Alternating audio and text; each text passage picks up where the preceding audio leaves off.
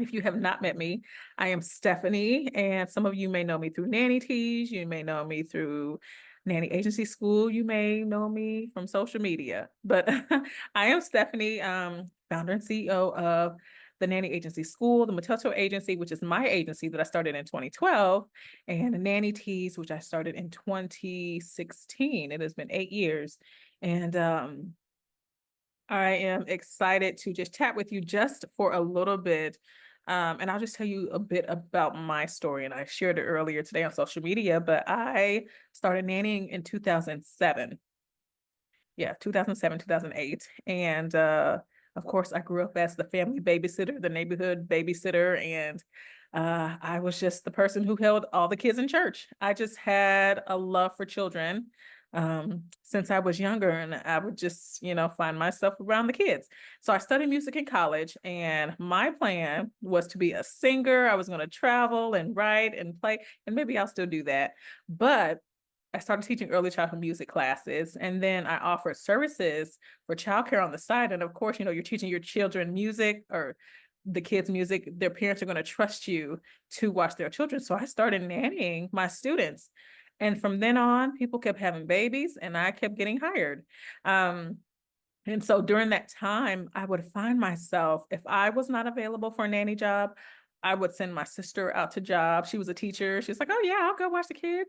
I would send friends. I found myself in groups looking for nannies and like putting ads out. And I'm like, okay, this is a whole thing. I'm realizing that I'm having to vet. They're sending me resumes. And I'm like, I could have my own agency. And so that's what I did. I had actually been placed by agencies before. And I said, I can do this. And I did it. And I tell you, I wish I had a coach when I first started. I learned a lot. I can't tell you that I was fully legal placing, but I was placing nannies before I found out what LLCs and all those things and insurance and cybersecurity and all that was. Families really trusted me to um, find childcare for them. And one thing I like to say is that I feel like my agency is an extension of me. And so I take it really seriously and I take the family seriously as well. I think it's so important to um, make sure that your nannies are taken care of and that also your families are taken care of too. So that's just a bit about me. And I'm excited to learn more about all of you soon.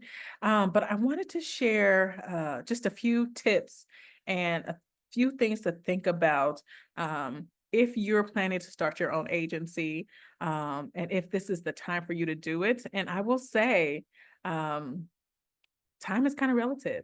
Sometimes people wait until things are perfect. But if you wait until things are perfect, you may be waiting for the rest of your life. And so for me, I just kind of jumped in. I'm telling you, I was placing and I didn't barely have a website. It was super ugly. But I had an email and I registered my business. I was a sole proprietor when I started. I had no idea that everything fell on me as a sole proprietor. I don't recommend that because, you never know what will happen. And the blessing is over the last 12 years, I've never had any chargebacks. I've never had any families try to take me to court. I've never had any families say, can I have a refund? I had one, but I did not give them a refund because they signed a contract. But I feel like I've been so blessed over the last 12 years, and I'm praying that none of that will ever happen. But I like to be honest with clients up front, and I find that I'm not afraid to let a client go if it doesn't feel right. Um, there were probably some that I should have let go because the placement process was it was a little doozy. You're going to find, as you get into your agency ownership, that you're going to have different types of clients. And so you learn thick skin, you learn if, you want to move forward or not. But yeah, you learn a lot. So a few signs that it is time for you to launch a nanny agency in your area. There's a high demand for services. If you find that people are always looking for childcare, maybe they're reaching out to you as a nanny, or they're just asking those in groups. Facebook groups are the plug, okay? They're asking those in groups, does anybody know a sitter? Does anybody know a nanny? And you're like, okay, I wish that I could send nannies right now. That may be a sign that it's time for you to start your own agency. And if it's been on your mind, you're like, okay, I can do this, even though I'm still working as a nanny, or maybe you're not working as a nanny and you've just had the thought to want to do it. It may be time. Okay. So if you find that there's a need and there's a demand for good, reliable, safe childcare, and you feel like that you can be someone to meet that need, it's time. It's time. And I'll tell you, there will always be a demand for good childcare because people are always going to be having babies. What if we go through another pandemic and things shut down? For me, the pandemic was great. Okay. We grew in the pandemic because parents are home now, they're working from home, and they're like, I have no idea what to do with my kids because I have to work, they have to learn. Like, what do I do? So we sent tons of nannies. Like, there were families who did the pods and they hired teachers. And so we sent nanny teachers. I'm telling you, there's a need and there always will be a need. And I'll say out of the pandemic, the homeschool arena is gold. If you ever want to get outside of just corporate families or things like that, find local homeschool co-ops. I mean, they are fantastic and they're always looking for childcare. Okay. So if you see a demand for services, you kind of see parents always asking, that's how you know it's time. Okay. Now, another thing is you don't want a nanny anymore, but you want to stay in the field. You kind of want to expand your services and serve in a new way, but you don't really want to do the childcare portion, but you kind of want to do the business portion. That is a sign it may be time for you to start an agency. Again, in my story, I started mine literally as I was working as a nanny. I'll never forget. My first placement was I was working for a family who was in Dallas and they moved to San Diego. So I went out there to nanny for them. And I had a nanny friend who actually worked for the family that I placed the nanny for. She said, this role is not working out. And I gave them your info. And my friend was the one who referred her family to me. Like, how amazing. How amazing is that? And that placement was $2,500 because I had no idea about percentages and packet. Like, I didn't know. I was like, oh my gosh, somebody just paid me $2,500 to find them a nanny, and they did it just like at the drop of a hat. They're like, whatever you charge, it will pay. I thought that was like, that changed my life. It did in my mindset, because I had to develop the mindset that people really will invest in a nanny agency to help grow their family. And so, yeah. So if you want to stay in the industry and you want to serve another capacity, starting a nanny agency is the perfect way to do that. Okay. And we'll talk about that as we get more into the nanny agency school portion. Okay. The third is you just have a passion and you love serving families. And so you love kids, you love families, you love the household units. And you're like, I could do this. I can see things that families need. This family, they may not need a full-time nanny, but maybe they need a household manager. If you can sense and pick up on the weight and the burden of a household and how they can better run their homes, you could probably start a nanny agency. And so there's a family actually here, I'm in the Dallas area, and I staffed their entire home, from their housekeeper, their newborn care specialist, their nanny. And so I remember talking to the mom and I said, it's not uncommon. So she has three. It's not uncommon for a family to have more than one nanny. She had back-to-back kids. And so older two were in school, youngest was at home. And so she and dad have, pretty demanding jobs. And I said, I think you need two. And I was able to go in there and tell them what they needed, and they trusted me to do that. So if you have a heart to see a family and a household thrive and, not be sinking and trying to breathe, then that may be a thing. I remember another family I worked for, I call them my forever family. I started with them in 2012, the family I was working with, and I asked them, I said, would you ever consider this? And would you consider that? And she was like, yeah, I just never thought of it. And so I was able to put things kind of in their ears about how they can better run their homes. And got them placed. I actually just placed their last nanny. I couldn't do it. I would have loved to, but I placed the nanny for their third child. And so, just for me personally, I have a heart to make sure the household runs smoothly. And so, if you have that same heart and you have that same mindset to serve, I always say serving is the way to go and to really get in there and make sure households are thriving and running smoothly, then that is how you know it is time to launch a nanny agency. Okay. Number four, you want to make more money. And that's okay. You want to make more money, but you want to enjoy how you make it. And so, even though the nanny industry is growing and the nanny agency field is like this small, there's such a big demand and a need for it because you've got a lot more moms working, two-parent homes working, even though a lot of families and parents do work at home, households and jobs and business, like it is booming right now. And so families are willing to pay you to help staff their home. So it is okay to want to earn extra income in the industry that you love. So if you want to make more money and say, hey, I just want to place one nanny a month to make an extra $4,500, you sure can. And there is nothing wrong with that. You might as well do it in an area you love. So why not do it through household staffing? Okay. So that was number four. Number five, you don't want a nanny anymore. You just don't want to be a nanny. And I'll tell you, it was right before the pandemic. I remember I was finishing up a job in Greenville, South Carolina. I had moved with a family. Well, I helped them transition. And I said, I think I'm done. I'm done. I was so burnt out.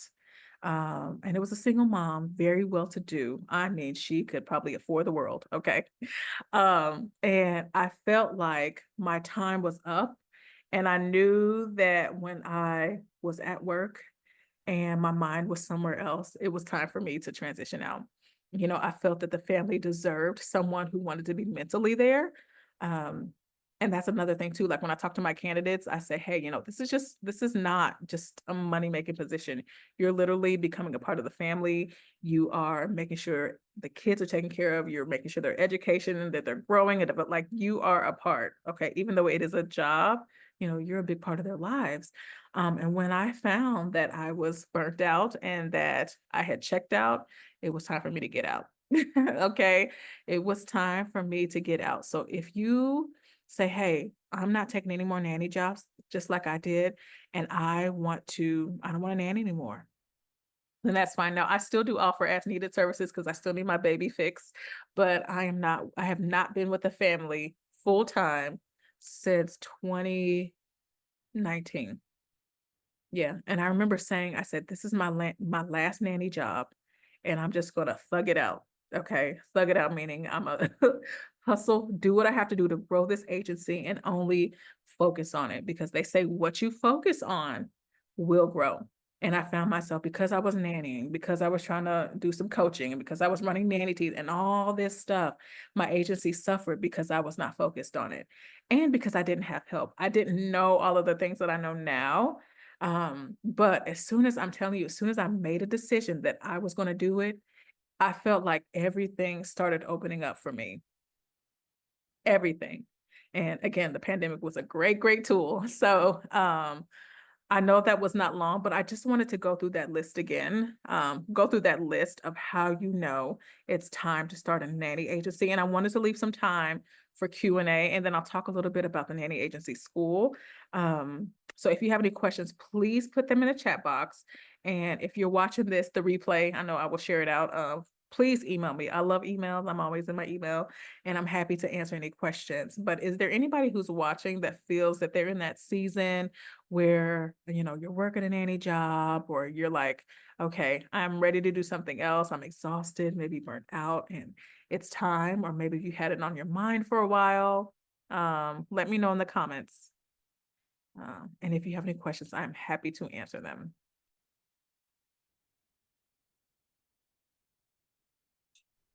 Stephanie, I'm like terrible at typing. Can I just ask you a question? Yes, please, please. I'm like typing it. So like what is like the one thing that like got you to move from like doing all of the nannying and just like actually like really focus hardcore on the agency? I feel like that's like a really big thing that I struggle with. I think a Mhm. lot of people like we float this line of like doing like I'm like smiling so big at so much of like what you're saying. I'm just like, yes, I'm so with you. Like, and you can be like any size agency, but I'm wondering like what is it that I have to do to like get to the next level?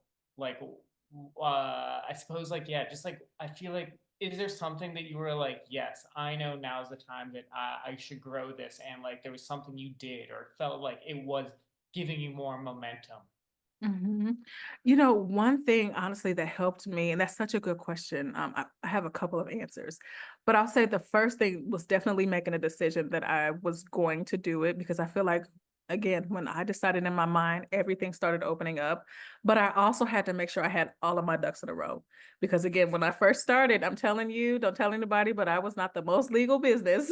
I just kind of did it. I did have contracts, but I had to become an LLC and all those things. But making sure your ducks are really lined up in a row. I remember working for lawyers and well, placing a nanny for lawyers and place their housekeeper.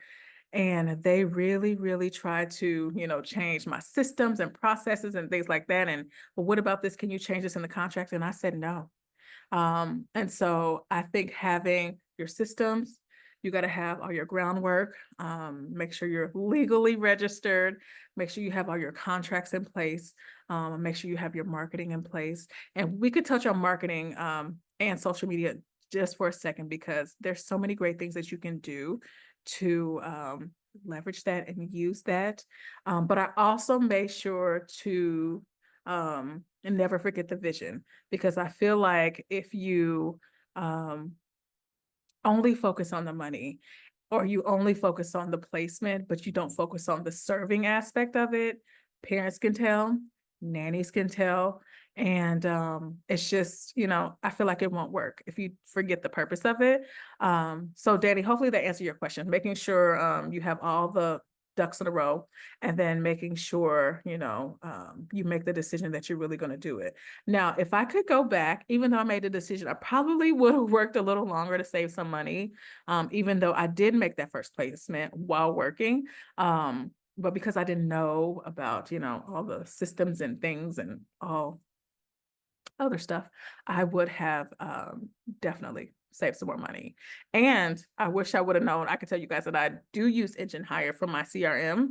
And I wish that I would have had systems before then because I literally would take each nanny and basically create their own web page. So it would be the matotoagency.com/Becky, the matotoagency.com/Regina. And so I did more work than I had to do. I didn't know about CR because I just didn't know. So I definitely would have done more research and had all my ducks in a row and hired a coach. So hopefully that answered that. Awesome, Danny. Thank you. That was such a good question. Such a good question. Um, any other questions? Any other thoughts? Thank you, Sarah, for joining us. I just saw that you popped on. Um, any questions about anything before I hop into the nanny agency school portion of it? And I wish I would have had a nanny agency school when I first started. Again, I had no idea. I had no idea. And I will say, so one of the biggest questions that I had gotten while working as a nanny was, how in the world did you start a nanny agency while working as a nanny? So what I would do, and I don't know if this was the best thing, but the family I worked for knew, my forever family, because I told them while the babies were asleep, I was literally going through resumes and answering emails and scheduling interviews. And then when I got off of work, take my change of clothes and meet nannies at Starbucks and I would interview them. And so now everything is done virtually up front because, pandemic did that to us. But my evenings and weekends were dedicated to recruiting, talking to families and meeting with nannies. And that's how I would do it as I worked as a nanny. So, and then I said, okay, I'm going to go down to part-time. And that's what I did with that family. And then once that assignment ended, I said, okay, I'm just going to be as needed. And actually, if you're thinking about starting and growing your agency, as needed, temp, backup care, those are the easiest placements to start with. Yes, we want the big 15%, 25% of the nanny salary, but sometimes those placements can take a while. And so I am a fan of, while you wait for those bigger placements, I think, you could offer tip care because you're paid per booking. And families are always needing date nights. School is out. Summer is a great time. So I'm a fan of temp and as needed. So backup care. Danny, you said you're nervous to do backup care. Why? I think backup care is a great thing. You have to I'm have a lot of nannies, but I'm sure you do. It's just like, like so scary if like, you can't like, I don't know, like what if something happens and like, and like those last minute things, I feel so bad. I do see the like, I feel like I actually am like one of those people that actually is nervous about this. I see a lot of nanny agency owners, like if somebody doesn't like claim that job by the time it starts, like they have no problem being like, sorry, didn't fill it, but I feel so bad. I don't know how they do it. Like I feel like that's the struggle. I'm so nervous about that. understood, understood, but you tried. And you can't always fulfill jobs. There are families who have signed up, and they're like, if it's 2 o'clock, do you have anybody available tonight? And I'll put the blast out or I'll email, and nobody's available. And there's really nothing you can do about that. You tried.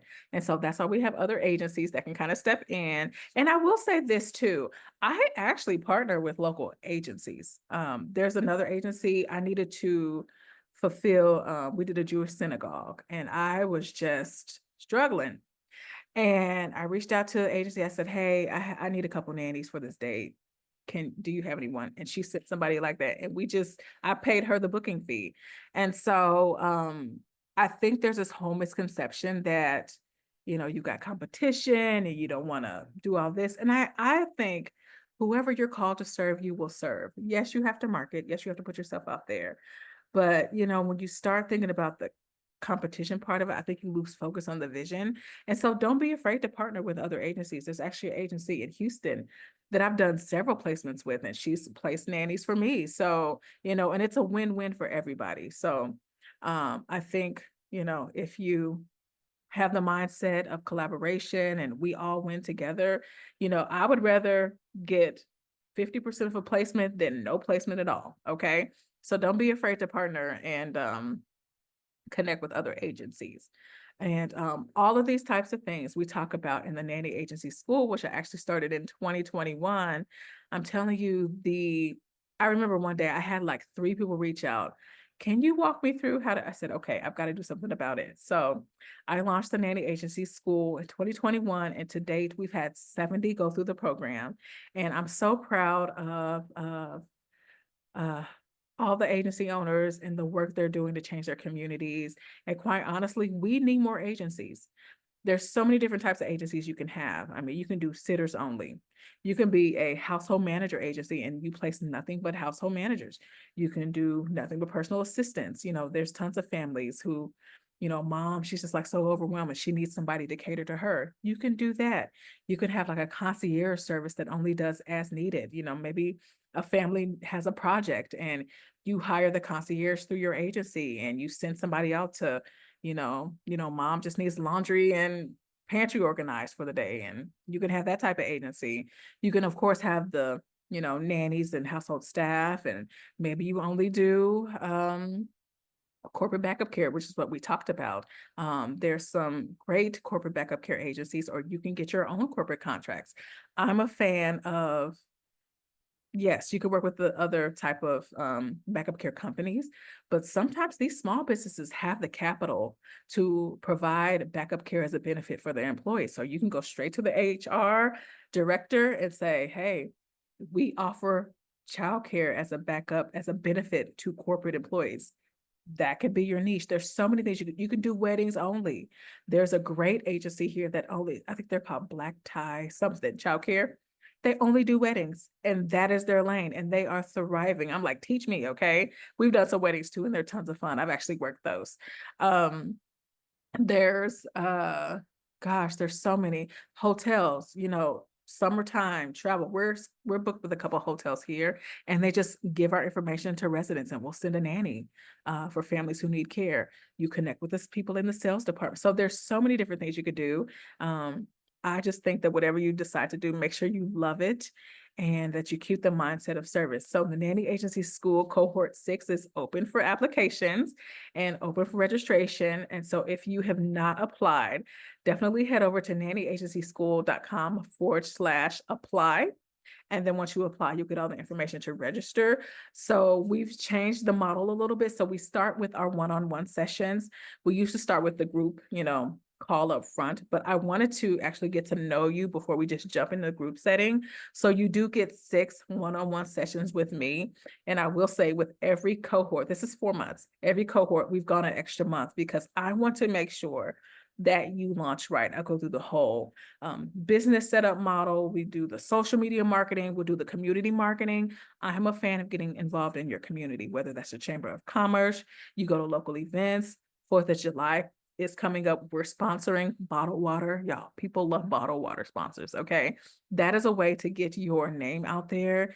You can do $25 Amazon gift cards and they will blast your business, okay? So there's so many things you can do to get involved in your local community. And I'm a fan of that. We go through that. We talk about the onboarding with the nannies. We talk about the onboarding with the families, what that looks like.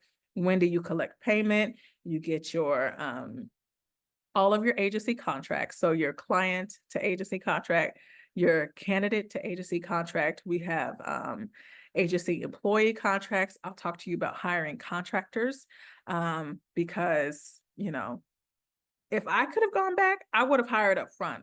I didn't hire a recruiter until, oh my gosh,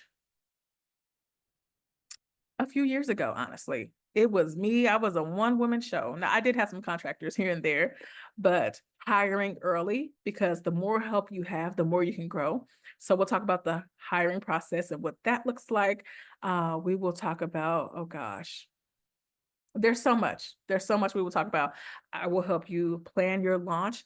I will help you come up with the verbiage for your launch, how to connect with your community, how to set yourself apart. One thing that a lot of people have struggled with is the name of their agency, and I'll talk about that. So, Matoto is child in Swahili. And so I knew that I wanted to do something that had to do with my culture, and that was different. So I said, the Matoto agency. And I've had people tell me, you need to change your name because you're not going to get any clients. Well, I keep getting clients, and it's a way for me to educate on my culture and connect with people in my culture. So we do a lot in the program. And once you're done with the program, you are put into the alumni group, and we have support there. And you can contact me anytime. It's just such a good thing that I wish I had as an agency owner. Basically, I put all of my heart into it, all of my resources into it. We bring in expert speakers. We talk about systems and processes. We just come up with a plan to make sure that you launch right legally, ethically. We talk about insurance. I didn't know that I was supposed to have insurance, and I'm telling you, I was kind of running. I'm not going to say illegally. I learned, okay? I learned what I needed to do along the way, but now we're all free and clear.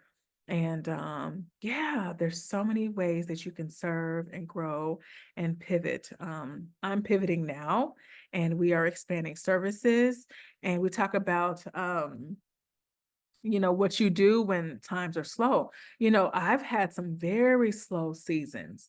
I had times where I do have clients, I don't have clients, and I'm like, okay, what do I do? And so we'll talk about how to pivot and maneuver and to rearrange and what you have to do when, things slow down a bit. So, oh, thank you, Danny. Thank you. I'm excited about that. So anyway, if you all are interested in joining the Nanny Agency School, definitely head over to nannyagencyschool.com/apply. Or you can email me at info@nannyagencyschool.com. You may hear from me or Eleanor. She helps me with some of the things in the background, but I'm super excited. Sorry, my phone just went off.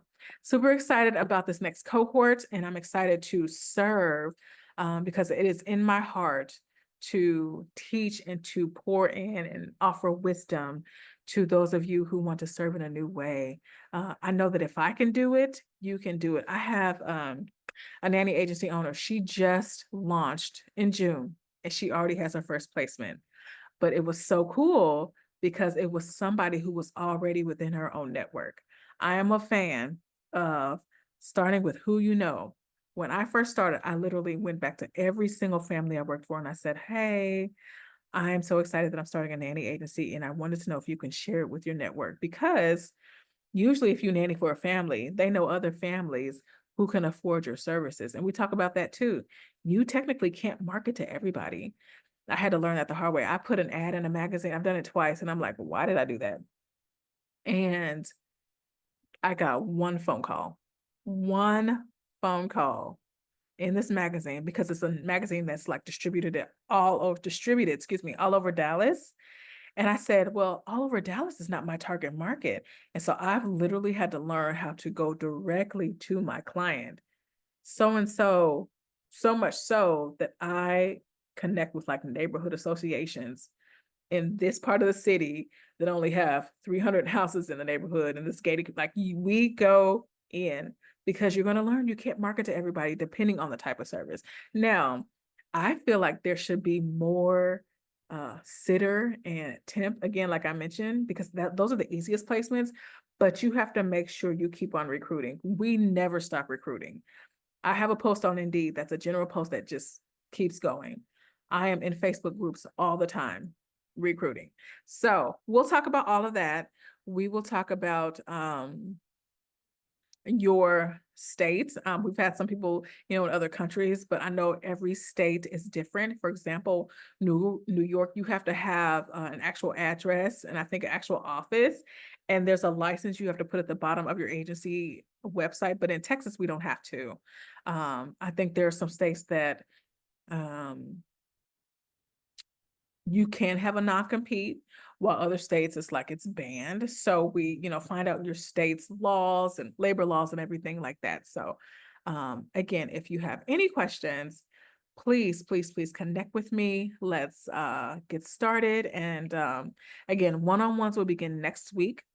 And then we'll have our official orientation the week after that. Okay. So again, thank you for joining me tonight. Hopefully this was helpful. I will share the replay and I will see you all soon. Thank you so much for joining me. And I can't wait to, serve you and help you on this journey because it's still a journey. I'm still learning. I'm still growing. I have my agency friends that, I need to lean on, and so we all really grow together. If I find out something new, like, oh, there's this new link that you can do this, here's the way that you can save, then I'm going to share the wealth because I wish somebody would have shared the wealth with me. I will say that when I started, I tried to get some help, y'all, but it was so tight. So I had to kind of just do the work. And I tell everybody who joins the program that I've done the work for you. All you have to do is show up, be consistent, and do the work. And I'm telling you, you will be placing in no time. I'm telling this nanny, she is in Cali. She just started her agency. I'm going to have her do a testimonial in June, and she has already placed her first nanny in California, an area they say is oversaturated. But she placed it and she niched it down to this one city. I'm not going to say the name, but this one city. I'll say a different. Let's say it's Napa. She's only marketing to Napa, and it works. She's got all the contracts that I gave her, everything. And that's another question I've gotten. They're like, well, can I actually use these contracts? So yes, lawyers have looked at all these contracts and things like that. And they're the ones that I use. I also recommend that you get a lawyer and talk to them and find out the labor laws in your area and make sure that all is well with that. So a rising tide raises all ships, and congrats to your new. Oh, yes, Danny. I'm so proud of her. 1 month from after opening her door, she placed a nanny. So it does not take long if you do it right. If you do it right, you show up and again start within your own network. It was somebody she knew. And it's all good. So thank you all for joining me tonight. I will post this replay for you to see. And if you have any questions, please reach out and I will talk to you soon. Thank you all so much, okay? And you have a beautiful, beautiful night. Bye. Thank you, everybody.